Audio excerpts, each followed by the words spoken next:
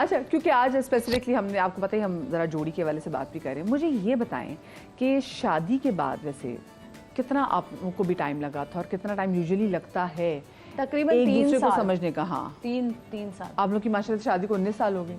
18 साल हो गए। 1 साल बढ़ा दिया। 19 होने वाले हैं। हाँ, बस दिसंबर में इंशाल्लाह। इंशाल्लाह अभी तो उंगलियों पे गिन रही है।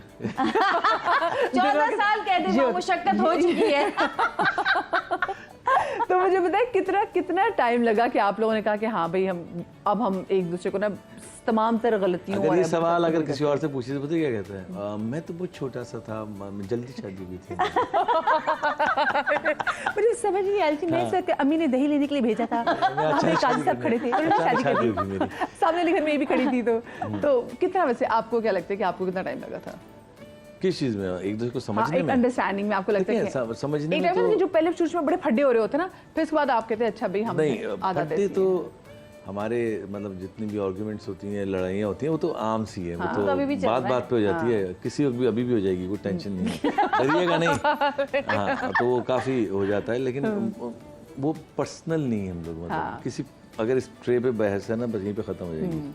ये नहीं कि इस ट्रे को तोड़ना ज़रूरी है। तो ये एक बहस होती है और जो मेरे ख्याल से हेल्दी होती है, और बस हम वो इतना चलती है ज़िंदगी। 3 साल तो कम से कम लगे हमें, क्योंकि ये अकेले रहते थे और मैं पूरी फैमिली भरे में रहती थी। ये जाते थे अमेरिका तो ये वहाँ पे फैमिली थी, लेकिन यहाँ जब फिल्म्स के लिए आते तो कोई भी नहीं था।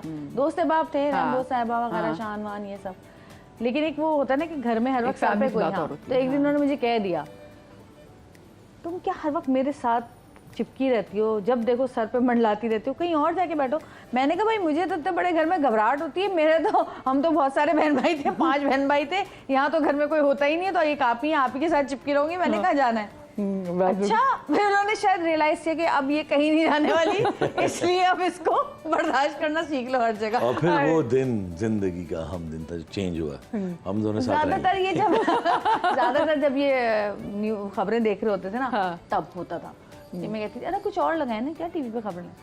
फिर ये बड़े मनहूस सी शक्ल बना के देखते थे कि ये कहाँ से आ गई ये मुसीबत। यानी कि वही टिपिकल जोड़ा के जो मियाँ है वो करंट अफेयर्स का शो देख रही है, बेगम कह रही को चेंज कर दे, ड्रामा लगा दे। मुझे क्या, मैं दूसरे कमरे में जाके देख लूँ, क्यों है, मैं यहीं देखूंगी बैठ।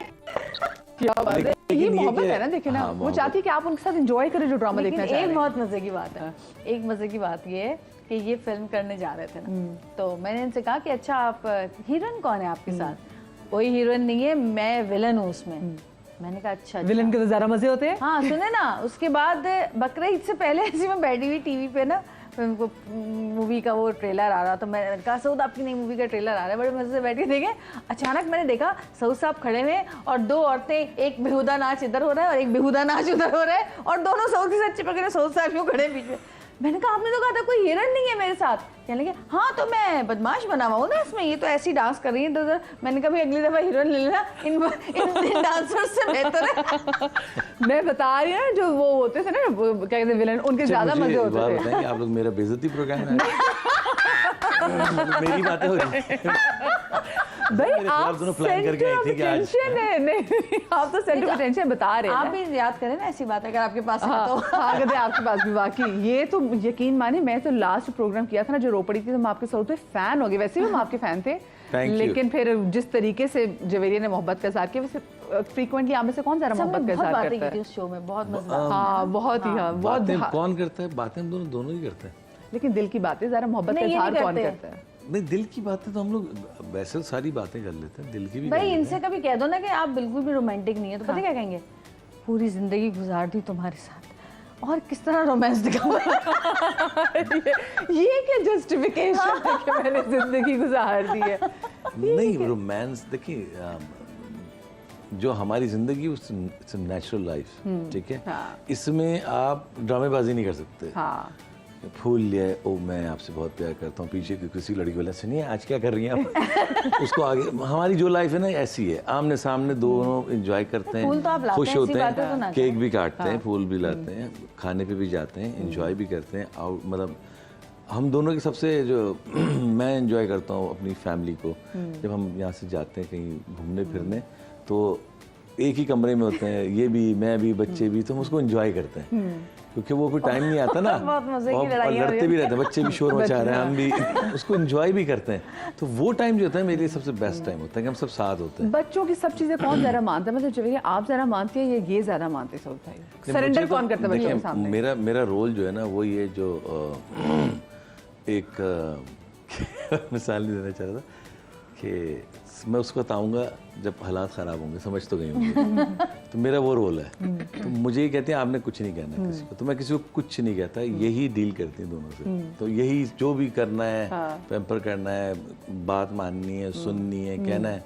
ऑफ कोर्स जन्नत का ज़रा एक वो ग्रेट आप है तो वो ज़्यादा बोलते, तो अक्सर इब्राहिम भी कहता है कि आप जन्नत आप ही को ज़्यादा वो करते हैं। हालांकि मेरी नज़र में दोनों बराबर हैं, लेकिन अब उसको मैं समझाता हूँ, तो आप ही जो है ना वो मेहमान है बेटा, वो तो शादी करके चली जाएंगी, तो नहीं रहेगा मेरे साथ। तो अक्सर वो कहता भी आप लोग मेरे साथ ही रहेंगे। खुद भी तैयार, मुझे भी टोल दे।